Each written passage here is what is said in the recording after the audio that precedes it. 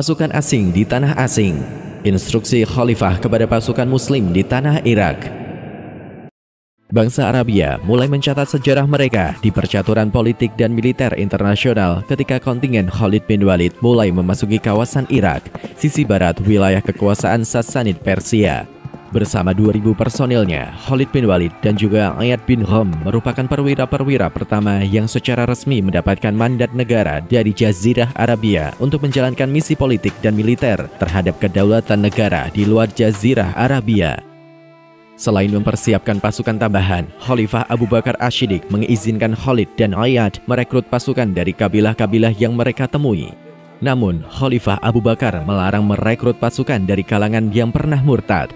Khalifah Abu Bakar juga melarang merekrut pasukan dengan cara memaksa. Izin yang diberikan oleh Abu Bakar adalah merekrut personil yang secara sukarela bergabung dengan pasukan muslim. Kepada pemimpin pasukan muslim yang berada di kawasan Irak, Khalifah Abu Bakar selalu mengingatkan, "Berlemah lembutlah kepada penduduk Persia."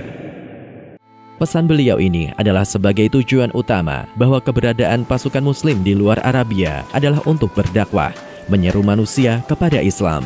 Ketika dakwah tidak dapat dilakukan karena terhalang penguasanya, maka penguasa tersebut harus ditundukkan agar rakyatnya dapat masuk Islam. Tujuan dari Khalifah Abu Bakar ini sangat jelas dalam setiap pertempuran yang nantinya harus dijalani oleh pasukan muslim. Sebelum pertempuran dimulai, para sahabat terlebih dahulu menyeru kepada musuh di depannya agar masuk Islam, sehingga mereka mendapatkan apa yang ada pada kaum muslimin, baik suka maupun duka. Apabila mereka enggan, mereka harus tunduk pada pemerintahan Islam dan bersedia membayar jizyah sebagai perlindungan yang diberikan kepada mereka. Dan apabila mereka tetap enggan, maka pertempuran terpaksa dilakukan. Khalifah Abu Bakar juga memberikan perintah yang harus diperhatikan oleh para pemimpin pasukan. Perintah itu adalah agar pasukan muslim sangat memperhatikan para petani di Irak dan penduduk As-Sawad. Peran petani sangat penting dalam sebuah negara dan Khalifah juga berharap mereka bisa mendapatkan petunjuk ke dalam Islam. Bagaimanapun juga, pertanian merupakan sumber kekayaan dan berhubungan langsung dengan kehidupan manusia. Target yang diberikan Khalifah Abu Bakar agar pasukan muslim secepatnya menguasai Al-Hira merupakan kematangan beliau dalam hal geopolitik dan militer. Al-Hira merupakan kota strategis dan menjadi penghubung antara Persia dengan Syria. Kota ini juga menjadi titik pertemuan dari berbagai arah. Dari timur, Al-Hira bertemu dengan Al-Madain dengan perlintasan sungai Eufrat. Dari utara, Al-Hira bertemu Haid dan juga terhubung dengan Al-Anbar melalui jembatan Al-Anbar. Dari barat, Al-Hira adalah pintu masuk ke Syria. Al-Hira juga terhubung dengan Al-Ablah, Kaskur, As-Suad, dan An-Nu'maniyah di sungai Dajlah. Khalifah Abu Bakar dengan pengetahuannya sangat memahami pentingnya Al-Hira dalam posisi 3 kawasan politik, yaitu Arabia, Bizantium Syria, dan Sassanid Persia. Siapapun yang menguasai Al-Hira, dia akan menguasai wilayah di sisi barat sungai Eufrat. Selain itu, dengan menguasai Al-Hira, kemungkinan datangnya bantuan dari Syria ke Persia menjadi terputus. Meskipun sempat terlibat perang panjang bertahun-tahun, pada akhirnya Bizantium dan Persia harus menghadapi musuh yang sama, yaitu pasukan muslim Arabia. Hal inilah yang dibaca oleh Khalifah Abu Bakar sejak awal, sehingga menguasai Al-Hira menjadi sangat penting bagi pasukan muslim. Sebelum mengirim Khalid bin Walid sebagai panglima perang, Al-Muthana bin Harithah dan kaumnya terlebih dahulu memasuki Irak dalam perang Riddah. Secara militer, seharusnya Al-Muthana yang menjadi panglima perang pasukan muslim di Irak.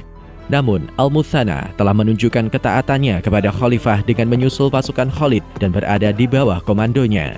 Sedangkan pasukan tambahan pertama yang dikirim Khalifah Abu Bakar kepada Khalid bin Walid adalah kontingen yang dipimpin Al-Qaqa bin Amr At-Tamimi.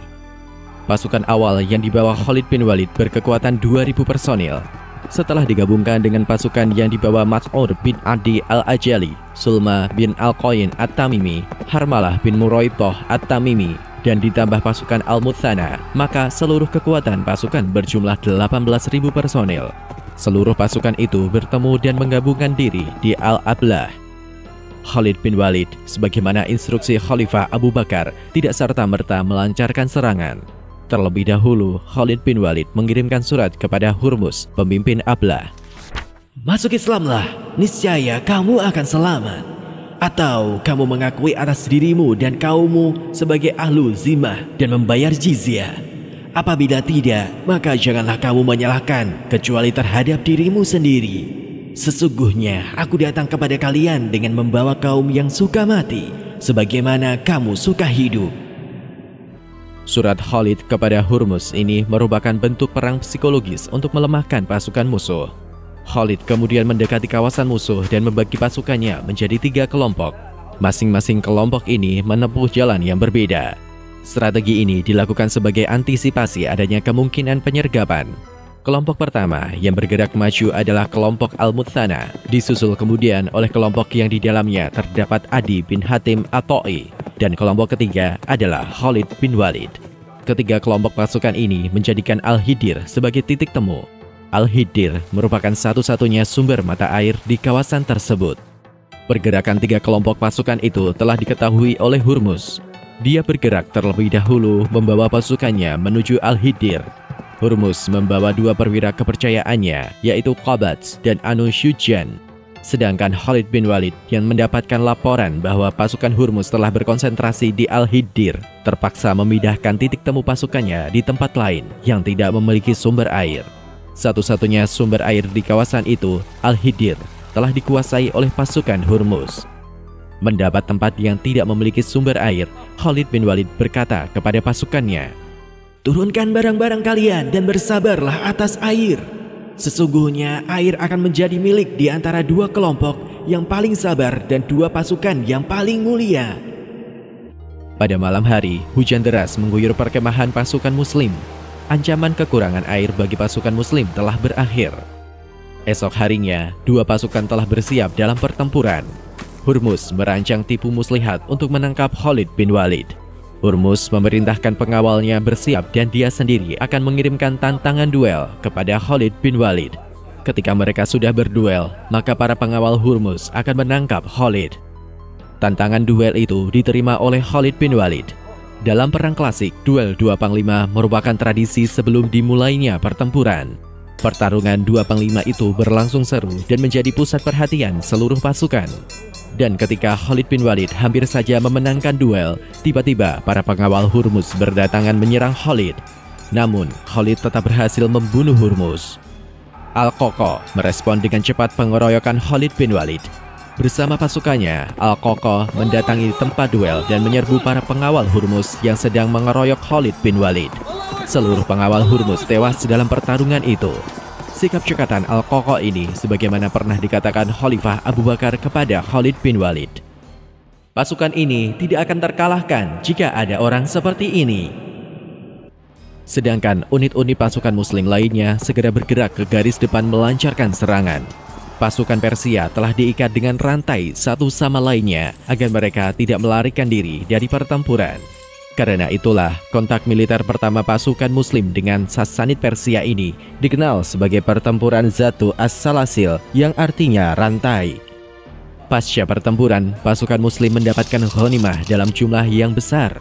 Khalid bin Walid mengirimkan 1/5-nya ke Madinah dan membagi sisanya untuk para pasukan. Di antara barang ghanimah yang dikirimkan ke Madinah adalah mahkota Hurmuz yang nilainya mencapai 100.000 dinar dan dipenuhi mutiara. Namun, Khalifah Abu Bakar menolak mahkota Hurmuz dan menghadiahkannya kepada Khalid bin Walid.